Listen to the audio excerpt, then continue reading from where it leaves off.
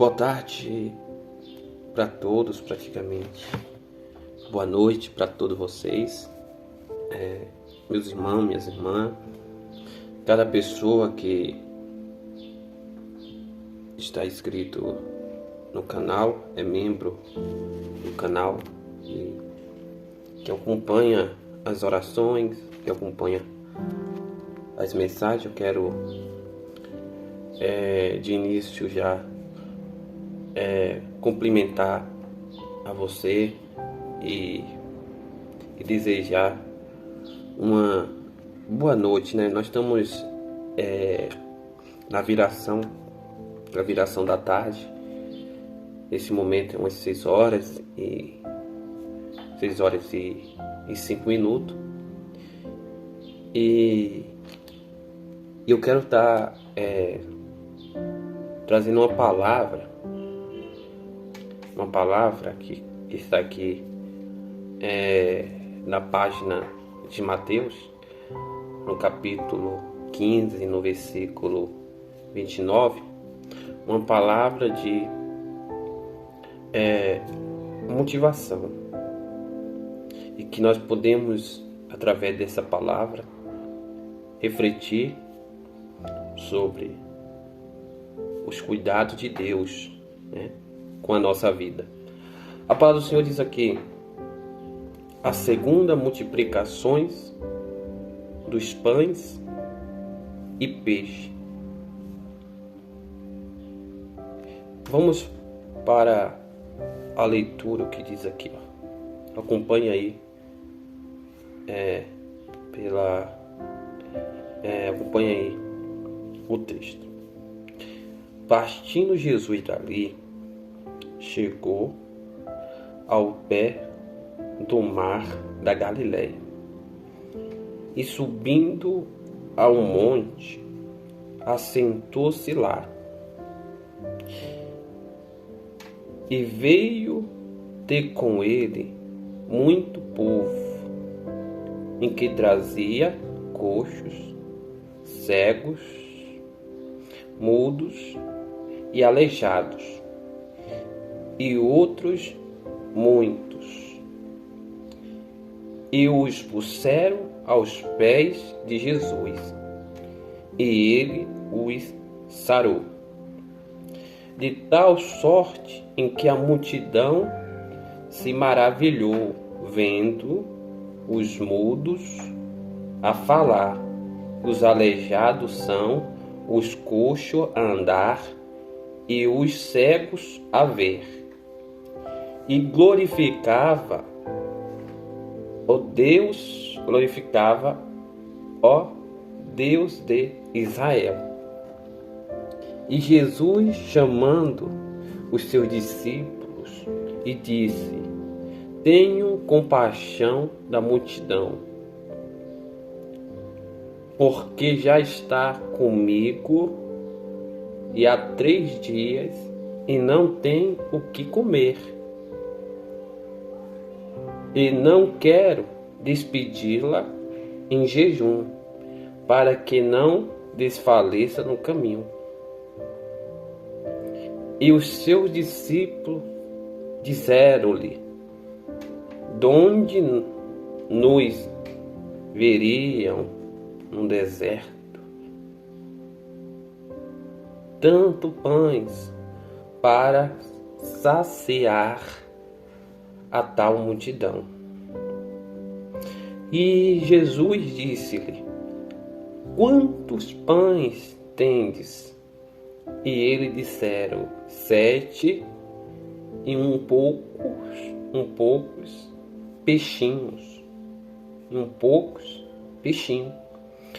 Então mandou a multidão que se assentasse no chão, e tomando os 7 pães e os peixes, dando graça, partiu e deu aos seus discípulos, e o discípulo a multidão.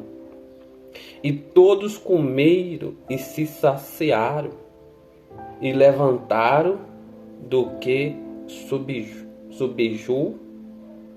sobejou 7 cestos cheios de pedaços. Ora, os que tinham comido era 4.000 homens, além de mulheres e crianças. E tendo despedido a multidão, entrou no barco, dirigiu-se ao território de Magdala. Finalizando aqui a leitura, vamos entender um pouquinho o que o texto nos faz lembrar. O texto nos lembra no que diz o salmista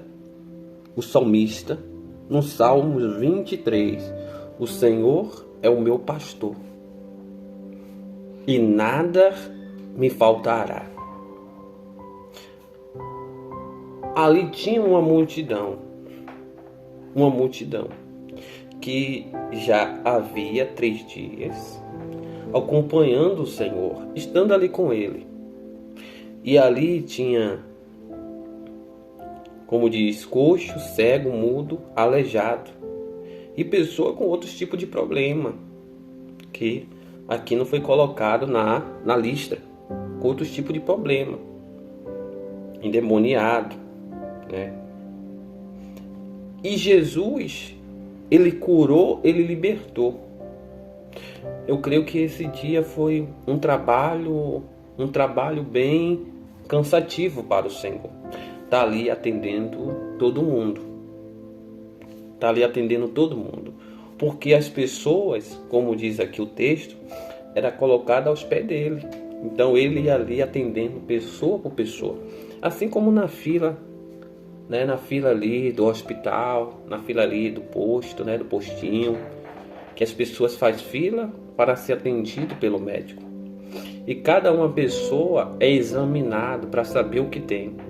Mas naquele momento, Jesus ia curando, ia removendo as doenças. E as pessoas que iam chegando doente, que era colocado diante dos pés dele, era sarado. E aí,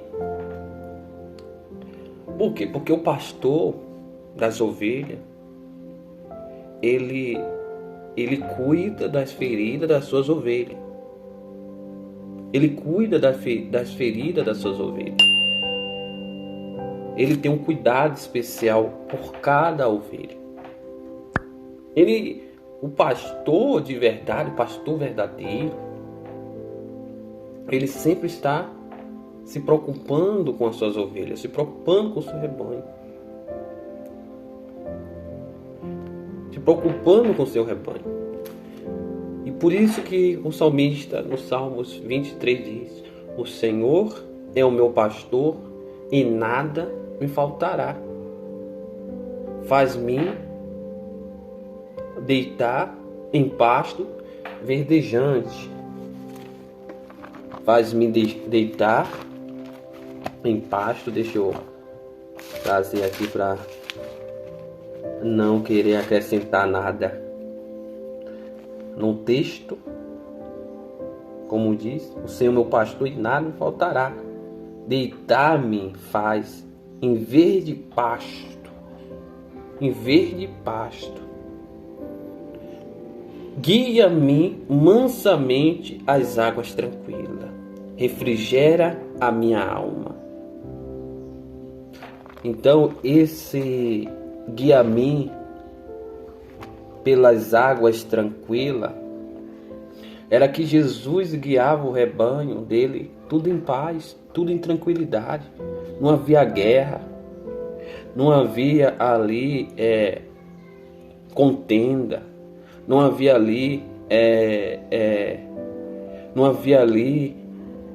discussões, não, porque todos ali, né, estavam diante do Senhor para ser abençoado e ouvi-lo, a palavra que saía da boca dele, porque era palavra de vida, era palavra de transformação, palavra de libertação. E como diz aqui, refrigera minha alma. O refrigera minha alma era o quê?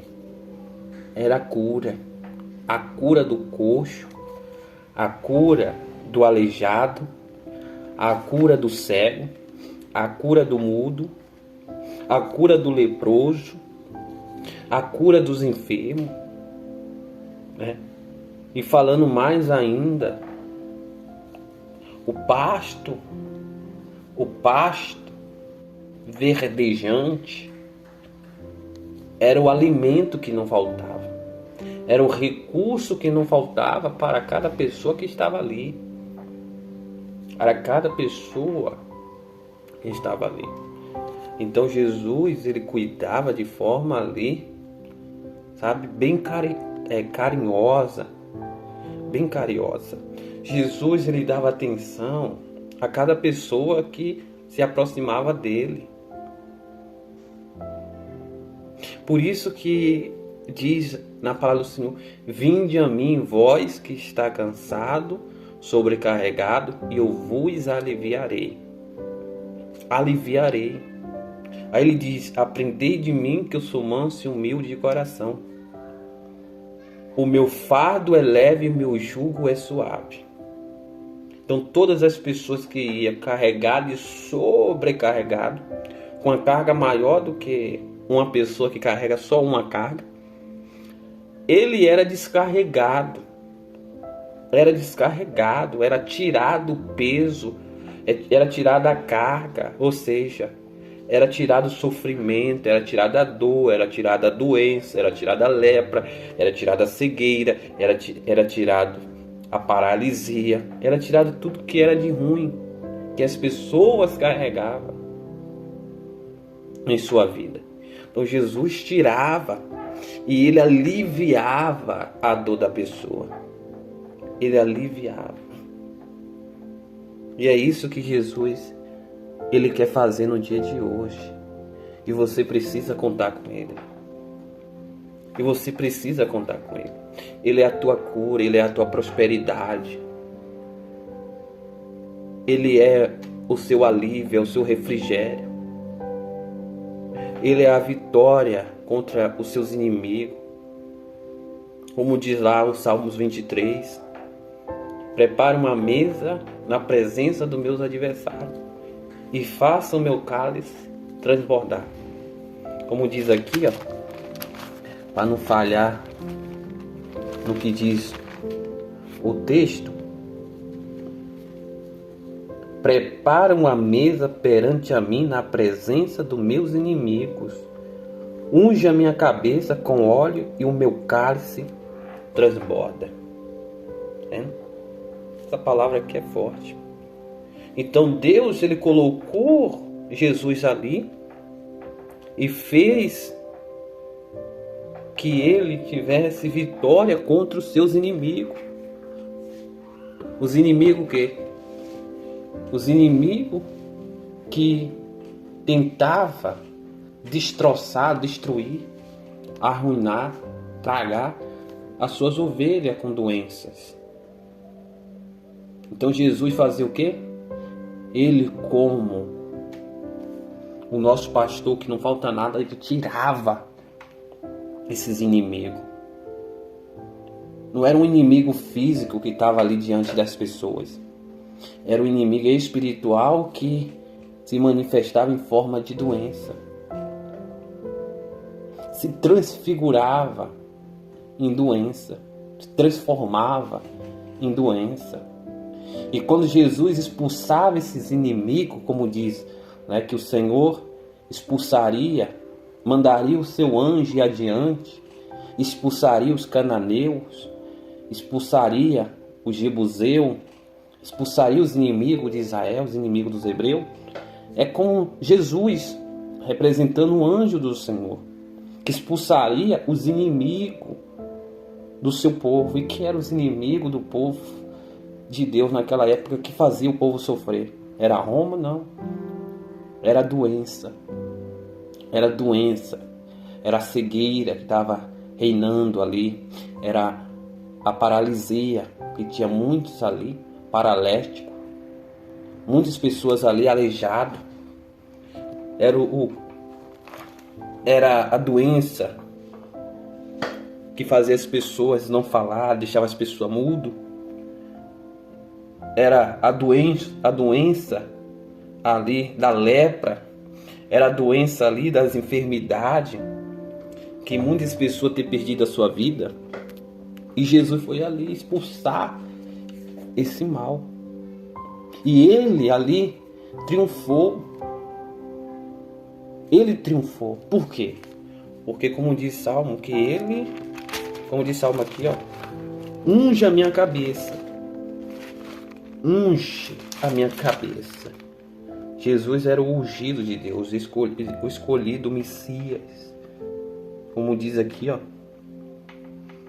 unge a minha cabeça com óleo e o meu cálice transborda. Ou seja, a unção, o poder, a autoridade de governante estava sobre ele.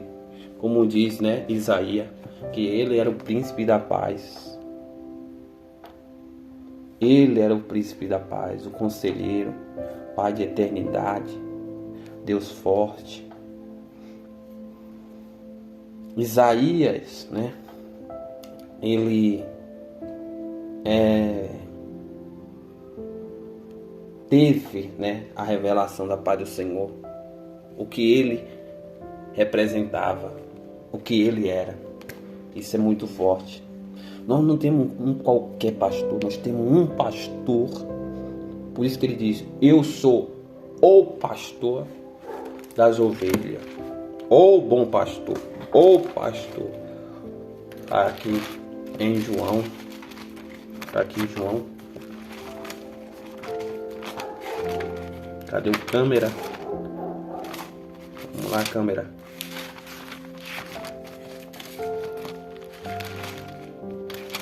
Vamos lá, câmera.